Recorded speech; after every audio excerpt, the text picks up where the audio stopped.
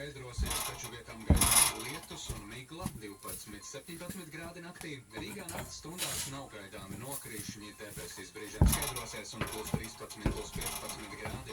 Pirmdienas agrā rītā vairāk nokrišņu Vidzemes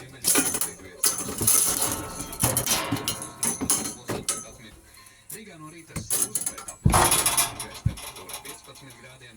Savukārt dienas laikā Latvijā joprojām būs daļai mākoņains debesis, vietām īslaicīgi lietus, pērkona negaiss. Pūtīs lēns līdz mērens rietumu dienvidu rietumu puses vējš un gaisa temperatūra paaugstināsies līdz maksimums 24 grādiem.